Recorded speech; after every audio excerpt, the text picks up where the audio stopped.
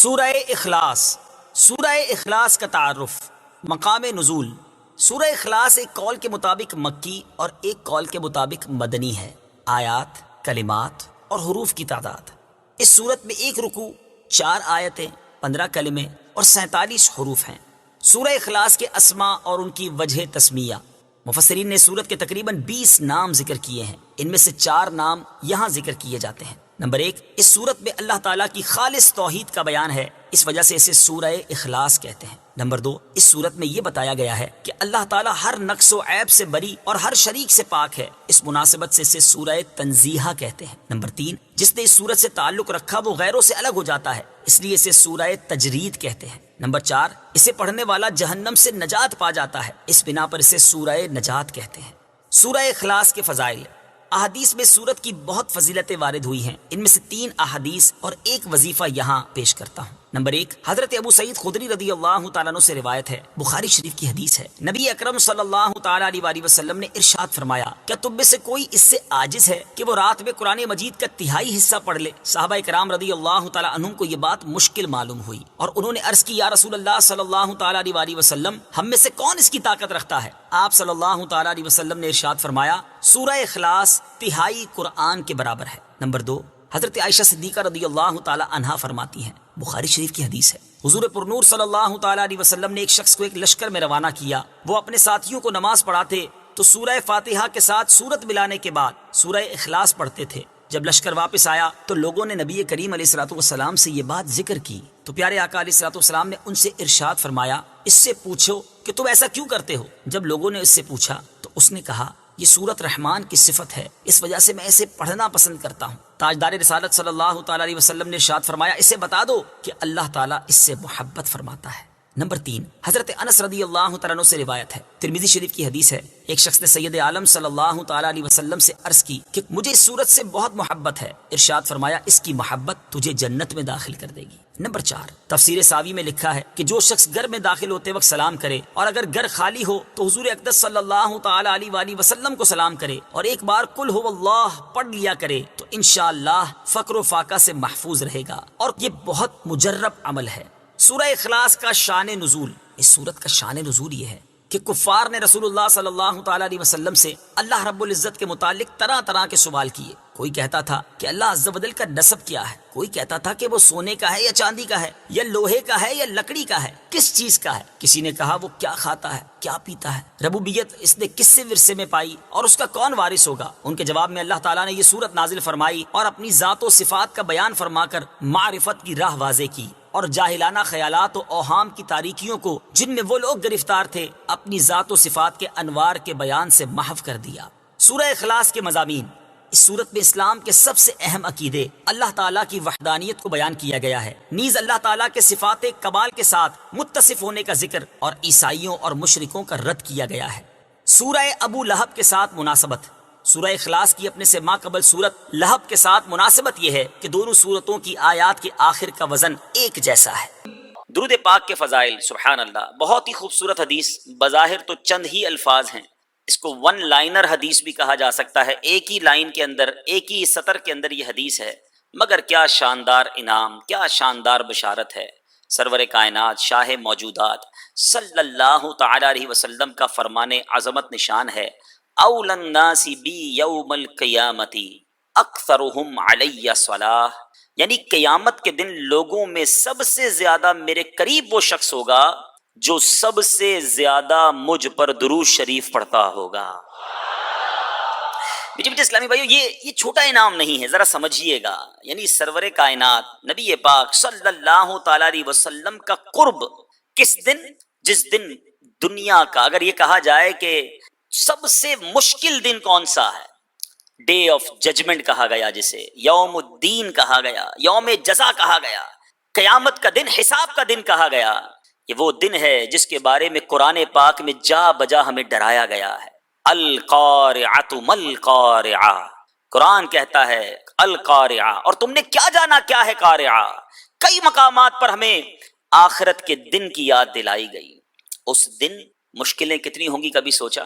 صدر الشریعہ بدر الطریقہ مفتی امجد علی اعظمی علیہ رحمۃ اللہ القوی اپنی شعراء آفاق تصنیف بہار شریعت میں حصہ اول میں جو قیامت کا منظر بیان کرتے ہیں، اس میں آپ فرماتے ہیں کوئی ایک مشکل ہو تو بیان کی جائے۔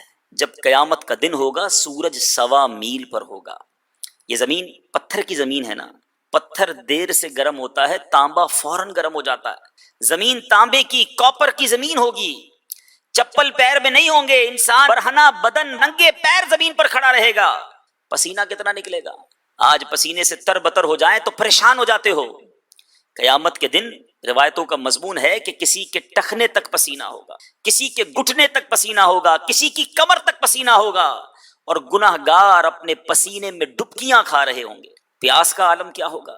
العطش العطش، ہائے پیاس کی صدائیں بلند ہو رہی ہوں گی، زبانیں باہر آ گئی ہوں گی، اور جتنا بھی پانی پی لے انسان کی پیاس نہیں بجھتی، اتنی گرمی ہوگی۔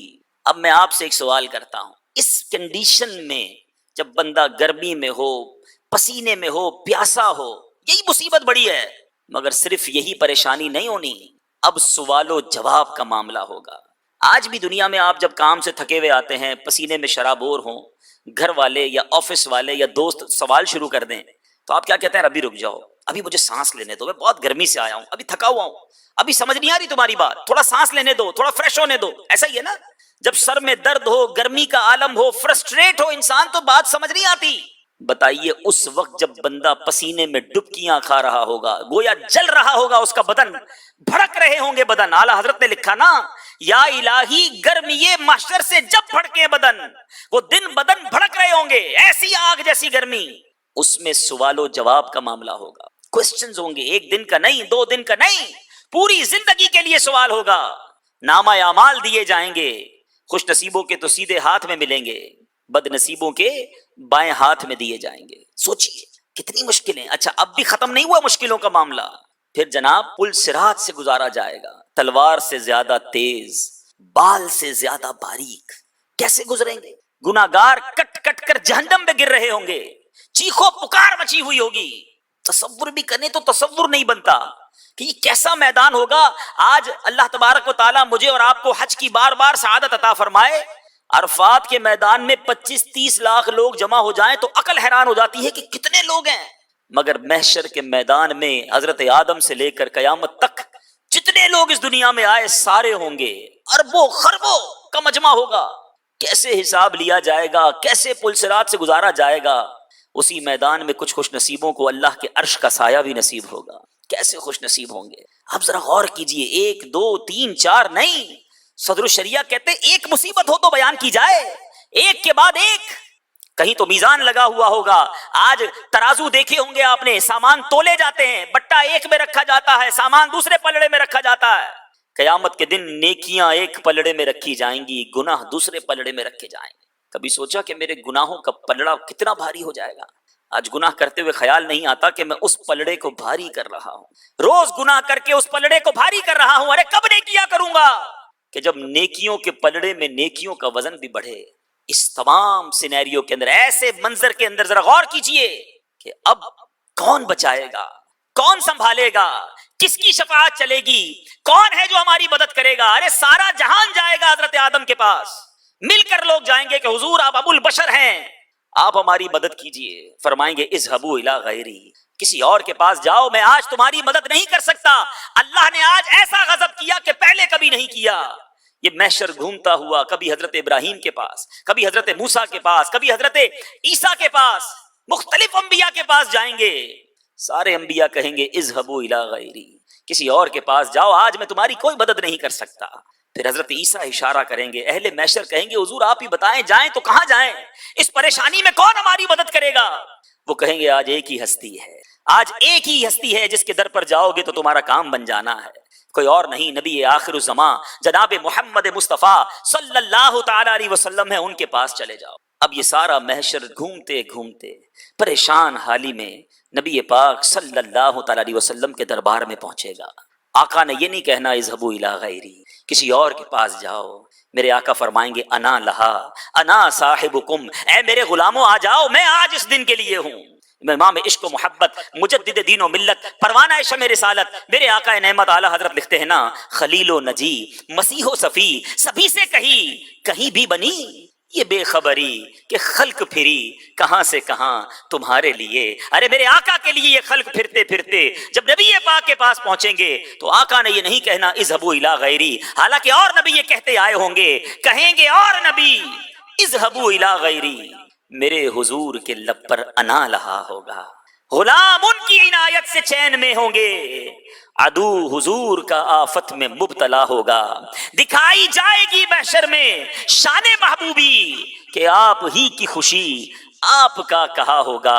ارے یقیناً بہت ساری مشکلیں ہیں محشر میں، واقعی بڑی پریشانیاں ہیں، اتنی پریشانیاں ہیں جو نہ کاؤنٹ کی جا سکتی ہیں، نہ گنی جا سکتی ہیں، نہ سوچی سمجھی جا سکتی ہیں. مگر ایک غلام کو یہ تسلی ہے، ایک غلام کو یہ ڈھارس ہے، ہاں ایک ہستی ہے قیامت کے دن جس کی چلنی ہے، جس نے بچانا ہے، جس نے غلاموں کو پہچان پہچان کر اپنے ساتھ جنت میں لے جانا ہے. میرے امام جبھی تو لکھتے ہیں، سنتے ہیں کہ محشر میں صرف ان کی رسائی ہے، سنتے ہیں کہ محشر میں صرف ان کی رسائی ہے، گر ان کی رسائی ہے لو جب تو بنائی ہے، اب بنائی ہے، اب کام ہو جانا ہے. تو اے میرے میٹھے اسلامی بھائیوں، اب ذرا اس حدیث کا لطف دیکھیے گا. یہ سارا منظر بیان کرنے کا مقصد یہ ہے کہ درود پاک نعمت کتنی بڑی ہے، انعام کتنا بڑا ہے. آقا فرماتے قیامت کے دن تم میں سے میرے سب سے زیادہ نزدیک وہ ہوگا جس نے دنیا میں مجھ پر سب سے زیادہ درود پڑھے ہوں گے. اے غلاموں ذرا سوچو، اگر قیامت کے دن آقا ہی کے ہم قریب پہنچ گئے، ٹھیک ہے جتنی بھی گرمی ہو، میرے آقا کا لواء الحمد بھی تو ہوگا نا، آقا کا پرچم بھی تو ہوگا نا، اس کا سایہ بھی تو ہوگا نا. ارے آقا کے پرچم تلے جمع ہو گئے تو پھر گرمی کیسے لگنی ہے، بہت پیاس لگ رہی ہوگی. مگر میرے آقا اسی میدان میں جام کوثر کے جام بھی تو تقسیم کریں گے نا، آب کوثر کے جام بھی تو تقسیم کر رہے ہوں گے. وہ کیسا شربت ہے، شربتن ہنیئتم مریئا لا نظمع بعدہ ابدا، وہ شربت جو ایک بار پی لے گا اس کو پھر کبھی پیاس نہیں لگنی. آقا کے قریب ہوں گے جبھی ملنا ہے نا. ٹھیک ہے پل صراط بڑا مشکل پل ہے، ویری ڈیفیکلٹ، کٹ کٹ کر لوگ جہنم میں گر رہے ہوں گے، مگر جو نبی پاک کے قریب ہوگا تو آقا نے تو اسے خیریت سے ہی گزار دینا ہے نا. رب سلم امتی کی صدائیں ہوں گی. میرے امام سے پوچھو، ان کا نبی پاک پر بھروسہ دیکھو. اعلیٰ حضرت کہتے ہیں لوگ گھبرا کر گزریں گے، کوئی لرزتے ہوئے گزرے گا، کوئی ڈرتے ہوئے گزرے گا، مگر میرے رضا کا یقین دیکھو، ان کی محبت کی معراج دیکھو. اعلیٰ حضرت فرماتے ہیں رضا پل سے اب وجد کرتے گزریے، وجد کرتے ہوئے خوشی میں گزرا جاتا ہے، ٹینشن میں نہیں. اعلیٰ حضرت کہتے ہیں رضا پل سے اب وجد کرتے گزریے کہ ہے رب سلم صدائے محمد صلی اللہ تعالی علیہ وسلم. آقا کی صدائیں ہوں گی تو پھر ٹینشن نہیں ہونی انشاءاللہ. محشر ہے اگر محشر، کس بات کا ہم کو ڈر، محشر ہے اگر محشر، کس بات کا ہم کو ڈر. ہم جن کے ثنا خواں ہیں وہ بھی تو وہاں ہوں گے، جن کا درود پڑھتے رہے، جن کی ثنا خوانی کرتے رہے وہ بھی تو ہوں گے نا، پھر انہوں نے ہی بچانا ہے. ایک اور شاعر کا یقین دیکھو، لکھتے ہیں دوزخ میں میں تو کیا میرا سایہ نہ جائے گا، دوزخ میں میں تو کیا میرا سایہ نہ جائے گا، کیونکہ رسول پاک سے دیکھا نہ جائے گا. میں گناہگار، میرے پاس کچھ نہیں، گناہوں سے بھرا نامہ اعمال ہے. معلوم ہے کہ سیاہ کر دیا ہے نامہ اعمال، یہ بھی معلوم ہے کہ اگر میزان لگا تو گناہوں کا پلڑا ہی بھاری ہے. یہ بھی معلوم ہے کہ اگر انصاف ہوا تو پھنس جاؤں گا. ایک ہی ڈھارس ہے، ایک ہی امید ہے کہ جس آقا کا امتی ہوں وہ بڑے کریم ہے، اور انہی کا فرمان ہے کہ میری شفاعت میرے گناہگار امتیوں کے لیے ہے. بس وہی بھروسہ، وہی ڈھارس، نبی پاک سے وہی محبت دلاسا دلاتی ہے. بروز حشر میرے اس یقین کی لاج رکھ لینا یا رسول اللہ، بروز حشر میرے اس یقین کی لاج رکھ لینا، تمہارا ہوں تمہارا ہوں تمہارا یا رسول اللہ. بروز حشر گر چشمے کرم مجھ پر نہ کی تو پھر میں جا کر کس کے دامن میں چھپوں گا یا رسول اللہ. بڑی امید ہے اے میرے میٹھے اسلامی بھائیو، اس محشر کے دن، اس پریشانی کے دن اگر چاہتے ہو کہ آقا کی رحمت، نبی پاک کی کرم نوازی ہو جائے تو قرب مصطفیٰ حاصل کر لو، اور اس کا فارمولہ میرے آقا نے خود ہی دے دیا ہے. پھر حدیث سناتا ہوں، اب اس حدیث کا انعام سمجھیے گا. میرے آقا فرماتے ہیں، ترمذی کی حدیث ہے، اول الناس بی یوم القیامہ اکثرهم علی صلاۃ، قیامت کے دن لوگوں میں سب سے میرے قریب وہ شخص ہوگا جو سب سے زیادہ مجھ پر درود شریف پڑھنے والا ہوگا. سوچو یہ انعام چھوٹا نہیں ہے. ہم نے سنا نا محشر میں پل صراط، پیاس، میزان عمل. میرے رضا بتاتے ہیں آقا کیسے کام آئیں گے. دیکھو ماں بھی بھول جائے گی، باپ بھی مدد نہیں کرے گا. کون ہے جو مدد کرے گا؟ ماں جب اکلوتے کو چھوڑے آ آ کہہ کے بلاتے یہ ہیں. باپ جہاں بیٹے سے بھاگے لطف وہاں فرماتے یہ ہیں. پیاس لگے گی نا، ٹھنڈا ٹھنڈا میٹھا میٹھا پیتے ہم ہیں پلاتے یہ ہیں.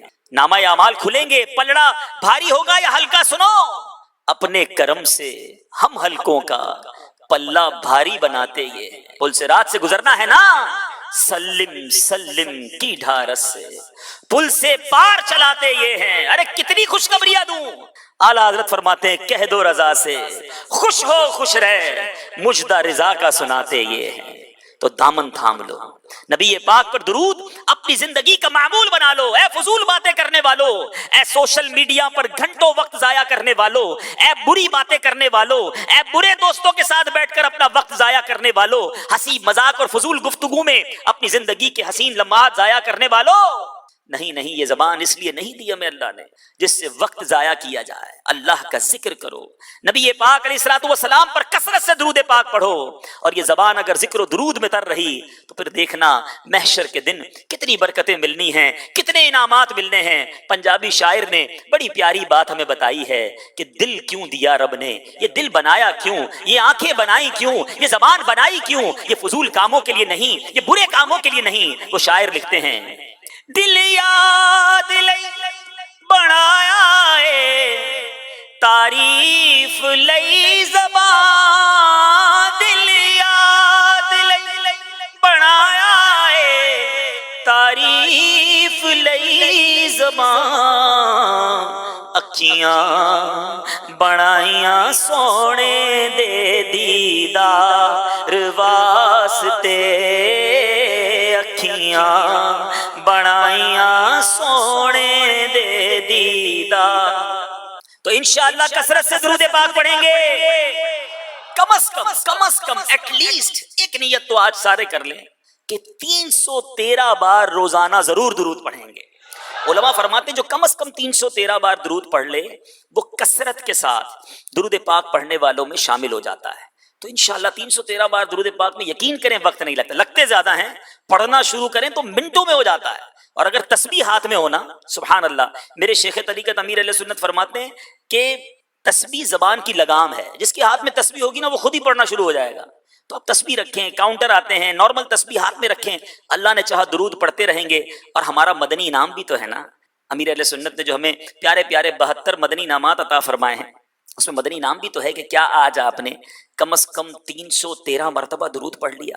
تو اپنا معمول بنا لیں گے انشاءاللہ تو بیڑا پار ہو جائے گا. میرے میٹھے میٹھے اسلامی بھائیوں، آج جو بیان کا موضوع ہے وہ بڑا ریلیونٹ ہے ہم سب کے لیے، بڑا جس کو آپ کہیں کہ ہم سب کے لیے بڑا ضروری ہے. اور یہ ایسا موضوع ہے کہ جس پر ہم سب کی توجہ بھی بہت ضروری ہے، چاہے اسلامی بھائی ہوں، چاہے اسلامی بہنیں ہوں، چاہے مدنی منع ہوں، چاہے بڑے ہوں. ہر کسی کو اس ٹاپک پر، اس موضوع پر توجہ دینا بڑا ضروری ہے. موضوع کیا ہے؟ پہلے ایک بڑا ہی عبرت انگیز واقعہ سنتے ہیں. شیخ طریقت امیر اہل سنت بانی دعوت اسلامی حضرت علامہ مولانا محمد الیاس عطار قادری رضوی ضیائی دامت برکاتہم العالیہ اپنی مایا ناز تصنیف نیکی کی دعوت کے صفحہ نمبر 290 پر فرماتے ہیں پنجاب پاکستان کے ایک محلے میں ایک عجیب و غریب بدبو محسوس ہونے لگی. بیڈ اسمیل، بری بو. محلے والے پریشان ہو گئے کہ بدبو کہاں سے آ رہی ہے، اتنی گندگی تو نہیں ہے محلے میں لیکن عجیب سی بو تھی. بڑا ڈھونڈا تو پتا چلا کہ ایک گھر بند ہے اور اس گھر سے یہ عجیب سی بدبو آ رہی ہے. پولیس کو اطلاع دی گئی. پولیس والوں نے لوگوں کی موجودگی میں اس کا تالا توڑا، اس گھر میں داخل ہو گئے. جب گھر میں داخل ہوئے تو سب کے رونگٹے کھڑے ہو گئے. عجیب و غریب دہشتناک منظر سامنے تھا کہ وہاں چارپائی پر ایک نوجوان آدمی کی لاش پڑی ہوئی تھی اور اس کے بعض حصے گل سڑ چکے تھے اور ان میں کیڑے رینگ رہے تھے، یعنی اس کی لاش کے اندر کیڑے رینگ رہے تھے. یہ منظر دیکھ کر بچوں سمیت کئی افراد تو بے ہوش ہو گئے، دیکھ ہی نہیں سکے یہ منظر. اب تحقیق کی تو پتا چلا کہ یہ نوجوان محنت مزدوری کرنے کے لیے اس علاقے میں آیا تھا. کرائے کے مکان میں رہائش پذیر تھا اور بعض جواریوں سے اس کی دوستی تھی، جوا کھیلنے والوں سے۔ ایک دن یہ نوجوان اپنے دوستوں سے جوئے میں بہت ساری رقم جیت گیا۔ اب ہارے ہوئے جواری نے اب دیکھا کہ اتنے سارے پیسے جیت گیا ہے، تو اپنی رقم اس سے واپس لینے کے لیے، اس کو رقم لوٹنے کے لیے اس کے گلے میں پھندا ڈالا، پھندے کو کسا، بجلی کے کرنٹ لگائے اور آخر کار اپنے اس دوست کو قتل کر دیا، موت کے گھاٹ اتار دیا، اور اس کی لاش کو ایسے ہی گھر میں چھوڑ کر باہر تالا لگا کر فرار ہو گئے، اور پھر اس کی لاش گل سڑ گئی۔ سوچئے میرے میٹھے اسلامی بھائی، کیسا دہشتناک واقعہ ہے۔ اللہ مجھے اور آپ کو بری موت سے بچائے، ایمان والی، عافیت والی۔ اے کاش روزے کے عالم میں، مدینہ منورہ میں دیدار مصطفیٰ صلی اللہ تعالی علیہ وسلم کرتے ہوئے جمعے کے روز شہادت کی موت عطا فرمائے، جنت البقیع میں مدفن عطا فرمائے۔ لیکن میرے میٹھے اسلامی بھائیوں، اس واقعے سے سیکھنے کو کیا ملا؟ صحبت، دوستی، تعلق کس کے ساتھ ہے؟ جواری دوستوں کے ساتھ رہنے والا، جوا کھیلنے والا، اس کا انجام آپ نے سنا۔ ایسے ناظرین بھی مجھے سن رہے ہوں جو جواری یا جوا کھیلتے ہیں یا جوے والے دوستوں کے ساتھ رہتے ہیں۔ اے جواری تو جوے سے باز آ، اے جواری تو جوے سے باز آ، ورنہ پھنس جائے گا جس دن تو مرا۔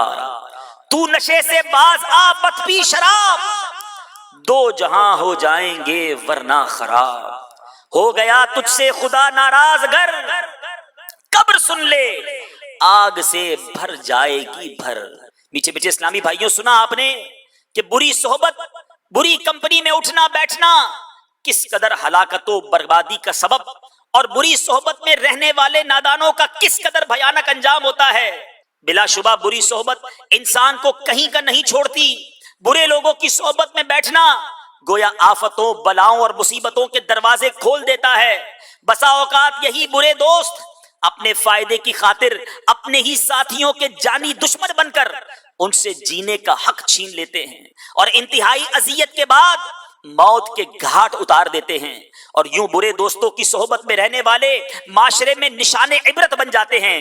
ابھی ہم نے جواریوں کی صحبت میں رہنے والے شخص کی عبرتناک موت کی حکایت سنی۔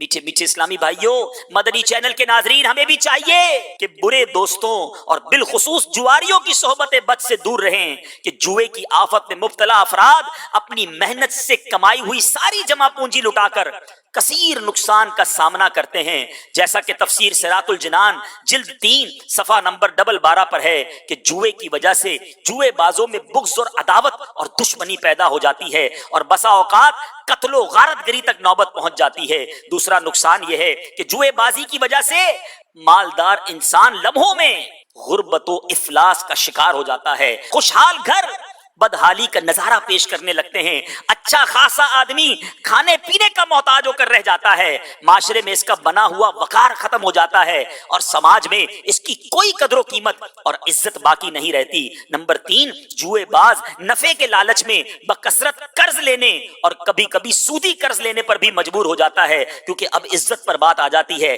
پیسے ہار گیا، دینے کے لیے نہیں ہیں۔ وہ لوگ جب جان کے در پہ ہوتے ہیں اب سودی قرضہ لیتا ہے، اور جب وہ قرض ادا نہیں کر پاتا، پھر اسے اور قرض نہیں ملتا تو وہ ڈاکہ زنی اور چوری میں مبتلا ہو جاتا ہے، حتیٰ کہ جوئے باز چاروں جانب سے ایسی مصیبتوں میں گھر جاتا ہے کہ بالآخر وہ خودکشی پر مجبور ہو جاتا ہے۔ سوچئے میرے میٹھے اسلامی بھائی، یہ ایسی بری آفت ہے۔ خدا را اگر میرا کوئی بھائی مجھے سن رہا ہے جو اس آفت میں گرفتار ہے، بندہ کہتا ہے یار تھوڑی دیر کے لیے کھیل لوں گا، تھوڑے پیسے کما لوں، بس آخری داؤ لگا لوں، اور آخر کار سب کچھ چلا جاتا ہے۔ یہ حرام جہنم میں لے جانے والا کام ہے۔ آئیے میں نبی پاک علیہ الصلوۃ والسلام کے کچھ فرامین سناتا ہوں۔ نبی پاک فرماتے ہیں جس نے نرد شیر، یہ جوئے کا ایک قسم کا کھیل ہے، وہ کھیل کھیلا تو گویا اس نے اپنا ہاتھ خنزیر کے گوشت اور خون میں ڈبو دیا۔ میرے آقا ایک اور جگہ ارشاد فرماتے ہیں جو شخص نرد کھیلتا ہے، یعنی جوئے کس کا ایک کھیل ہے، پھر نماز پڑھنے اٹھتا ہے، اس کی مثال اس شخص کی طرح ہے جو پیپ اور سور کے خون سے وضو کر کے نماز پڑھنے کھڑا ہوتا ہے۔ سوچئے اس کی عبادتوں کا کیا حال ہوگا۔ ایک اور جگہ میرے بیچ اسلامی بھائیوں یاد رکھیے، ہم نے ایک بات سنی، بڑی بچپن سے سنتے آ رہے ہیں، خربوزے کو دیکھ کر خربوزہ رنگ پکڑتا ہے، خربوزہ جیسا ہو اس کے برابر والا بھی ویسا ہی ہو جاتا ہے۔ صحبت ہی انسان کو اچھا بناتی ہے، صحبت ہی انسان کو برا بنا دیتی ہے، کیونکہ الصحبت مؤثرہ، صحبت اپنا اثر رکھتی ہے. اے میرے میٹھے اسلامی بھائیوں، اگر کوئی اچھوں کے ساتھ بیٹھنے لگ جائے وہ اچھا ہونے لگ جاتا ہے. نمازیوں کے ساتھ بیٹھنے والا تھوڑے دنوں میں نماز پڑھتا ہوا نظر آتا ہے، لیکن جواریوں، شرابیوں، برائیوں کے اڈوں پر جانے والا، لوگ کہتے ہیں یار میں نہیں کھیلتا، میں جوا نہیں کھیلتا، بس دوست کھیلتے ہیں ایسے بیٹھتا ہوں، کمپنی دیتا ہوں، میں شراب نہیں پیتا، لیکن بس دوستوں کی عادت ہے، کوئی سگریٹ میں ملا کر کچھ پی رہا ہوتا ہے، کوئی شراب پی رہا ہوتا ہے، میں صرف ایسے ہی بیٹھتا ہوں، میں چائے پیتا ہوں. آج چائے پی رہے ہو، تھوڑے دنوں کے بعد تم بھی نشہ کر رہے ہوگے. میں ایک سوال کرتا ہوں، جتنے ایسے مجھے ناظرین سن رہے ہیں جو پان کھاتے ہیں، چاہے تمباکو والا پان کھاتے ہوں یا گٹکا کھاتے ہوں یا سگریٹ پیتے ہوں، میں آپ سے پوچھتا ہوں کیا آپ کے امی ابو نے پہلے دن لا کر گٹکا کھلایا تھا کہ بیٹا یہ آج میں نے بریانی بھی بڑی اچھی بنائی ہے اور آپ کے لیے 2 پیکٹ گٹکے کے بھی ابو لائے ہیں؟ ایسا تو کبھی نہیں ہوا ہوگا نا، ہے کہ آج بیٹے ابا نے کہا بیٹا آج بہت زبردست کام کیا، لو بیٹا یہ سگریٹ کا پیکٹ، چلو سگریٹ پیو. نہیں، یہ کدھر سے لگی عادت؟ ہم کسی ایسے دوست سے ملے جس کی چھالیا کی عادت تھی، جس کی پان کی عادت تھی، دوستوں میں بیٹھتے بیٹھتے کسی کی گٹکے کی عادت تھی، اس نے لگائی عادتیں. اب ہزاروں ہزار روپے، میں ایسے لوگوں کو جانتا ہوں جو شاید مہینے کے 15,000 کماتے ہوں گے، 20,000 کماتے ہوں گے، مگر آدھے پیسے پان، گٹکے اور سگریٹ میں چلے جاتے ہیں. حساب کریں نا، اگر اپنی زندگی میں نے کتنی سگریٹ، پان اور یہ گٹکے یہ چیزیں کھائیں، میں نشے کی تو ابھی بات ہی نہیں کر رہا، اب غور کریں تو شاید لاکھوں لاکھ روپے اس پر خرچ ہو چکے. اور صحت الگ برباد. منہ ایسا، مجھے بتائیں جس کے منہ میں گٹکا، پان، دانت لال ہوتے ہیں، کیا وہ کسی مہذب جگہ پر جا کر بیٹھ سکتا ہے؟ کسی عالم دین کے ساتھ گفتگو کرتے ہوئے اس کو کیا حال ہوتا ہوگا؟ اب سوچیں، آپ نے اپنا وقار، اپنا چہرہ، اپنی خوبصورتی، اللہ نے جو نعمت دی تھی، خود ہی برباد کر رہے ہو. اور پھر اس کے کانسیکوینسز، اس کے بعد جو پرابلمز ہوتے ہیں کہ سگریٹ کی وجہ سے جس کی پھیپھڑے خراب، کینسر کی طرف بندہ جاتا ہے، شوگر ہو جاتی ہے. اب چہرے کئی لوگوں کے گٹکے رکھ رکھ کے، ایسے بھی گٹکے کھانے والے ہیں جو رات منہ میں گٹکا رکھ کر سوتے، نیند نہیں آتی. اب آپ بتائیں جس کے منہ میں ساری رات یہ پڑا رہا، صبح کیا اس کے اندر سے فریشنر کی خوشبو آئے گی؟ اسی میں کیڑے پڑ جاتے ہیں. خدارا میں ہاتھ جوڑتا ہوں، آپ کا بھائی ہوں، آپ کو مشکل ہوگی میں جانتا ہوں. اچھا کئی لوگ سمجھتے بھی ہیں کہ کیسے چھوڑیں، اس سے پہلے کہ ڈاکٹر چھڑوائیں آپ خود چھوڑ دیں، ورنہ اس کے بعد واپسی کا راستہ نہیں رہے گا. لیکن میرا موضوع یہ نہیں ہے، میں سمجھانا چاہ رہا ہوں کہ لوگ کہتے رہے نہیں یار آئی ایم ویری اسٹرانگ، میں نہیں پیوں گا شراب، میں نہیں کرتا نشہ. آپ نے دوستوں کے کہنے پر تو سگریٹ شروع کی نا، انہی کے ساتھ بیٹھ کر تو آپ نے یہ گٹکے اور پان شروع کیے. یہی چیز آگے کنورٹ ہوتی ہے. خربوزے کو دیکھ کر خربوزہ رنگ پکڑتا ہے. میرے میٹھے اسلامی بھائیوں، خدارا ہمیں دوست بناتے وقت سلیکشن کرنی چاہیے. ایک سوال کرتا ہوں آپ کو، میں کہوں کہ جناب آپ نے ایک علاقے میں جانا ہے، وہ بڑے خطرناک سانپ ہیں، آپ کہیں گے نہیں بھائی میں نے نہیں جانا. بہت سارے میں ایسے بھی لوگوں کو جانتا ہوں کہ جو رات کو جب گھر جاتے ہیں نا تو ان کے گھر کے باہر کتے ہوتے ہیں، تو وہ بعض اوقات رات کو دیر سے گھر سے نکلتے ہی نہیں، یار باہر کتے ہیں وہ کاٹ لیں گے. تو اتنا گھبراتے ہو آپ جانوروں سے، کیڑوں سے، مکوڑوں سے، چھپکلیوں سے، جان کو تکلیف ہو سکتی ہے. مگر اگر بری دوستی مل گئی اور وہ ایمان برباد کر دے، اس پر کوئی سلیکشن نہیں، اس پر کوئی چیکنگ نہیں کہ کس کو دوست بناؤں، کس کی صحبت اپناؤں. ارے وہ صحبت جو اللہ کی ناراضگی کا باعث بن جائے، ایمان کی بربادی کا باعث بن جائے. ابھی بھی شاید بات سمجھنا آ رہی ہو کہ یار دوستی کیسے ایمان کی بربادی کا. میں اسٹرانگ آدمی، میرے بلیف اچھے، میں عقیدے کا اچھا، میں 5 وقت کا نمازی، میں درود پڑھنے والا، میں ہر جمعرات اجتماع بھی سنتا ہوں. اگر چند گھنٹے کچھ دوستوں کے ساتھ بیٹھ جاتا ہوں تو کیسے ایمان چلا جائے گا؟ بلکہ کچھ لوگوں کے ذہنوں میں یہ بھی ہوتا ہے میں اس لیے بیٹھتا ہوں ان کو نمازی بنا لوں گا، میں ان کو قریب لے آؤں گا، میں ان کے بد مذہب ہیں میرے دوست. کچھ یہ بھی کہتے ہیں بعد اللہ، بد مذہب تمہارا دوست کیسے ہو گیا؟ جو اللہ اور اس کے رسول کے بارے میں صحیح عقیدہ نہیں رکھتا وہ تمہارا دوست؟ خود سوچیے آپ، خود یہ لفظ کہنا کیسا کہ جو رب کا دشمن وہ میرا دوست، جو نبی پاک کا دشمن وہ میرا دوست، جو ولیوں کا دشمن وہ میرا دوست. یہ جملہ کیسا ہے؟ ارے کوئی میرے باپ کے بارے میں بری بات کرے میں سلام کرنا پسند نہیں کرتا، اور جو اولیاء کرام، صحابہ کرام، نبی پاک علیہ الصلوۃ والسلام، خود رب عز و جل کے بارے میں بکواس کرتا پھرے اور میں کہوں میرا دوست ہے. استغفر اللہ. سوچو تمہارے ایمان کا کیا ہوگا. لوگ کہتے ہیں ہم اس لیے بیٹھتے ہیں کہ ان کو ٹھیک کر دیں گے، اور پہلے خود تو پکے ہو جاؤ، خود تو ٹھیک ہو جاؤ، خود تو علم دین حاصل کر لو. تو یہ بڑی شیطان کا وار ہے، یہ بڑی جس کو کہنا سویٹ پوائزن ہے، یہ ایسا میٹھا زہر ہے. میرے امام نے بہت پہلے بتا دیا تھا، اور اب تو ایسا لگتا ہے یہ کلام آج کے دور میں بالکل صادق آتا ہے. اعلیٰ حضرت فرماتے ہیں سونا جنگل، رات اندھیری، چھائی بدلی کالی ہے، سونے والو جاگتے رہیو، چوروں کی رکھوالی ہے. یعنی چور ہی رکھوال بنے ہوئے ہیں. اعلیٰ حضرت نے کمال کا محاورہ استعمال کیا، آنکھ سے کاجل صاف چرا لیں یہاں وہ چور بلا کے ہیں. ارے آنکھ سے کاجل کیسے چرایا جا سکتا ہے؟ وہ تو آنکھ کے اندر ہی ہوتا ہے. فرمایا نہیں، ایسے بھی چور آئیں گے، ایسا بھی دور آیا دین کا نام لے کر، مذہب کا نام لے کر، قرآن کا نام لے کر، حدیث کا نام لے کر، درس قرآن کا نام لے کر بڑے بڑے سٹائل کے ساتھ آئیں گے اور تمہارا ایمان ہی تم سے لے کے چلے جائیں گے۔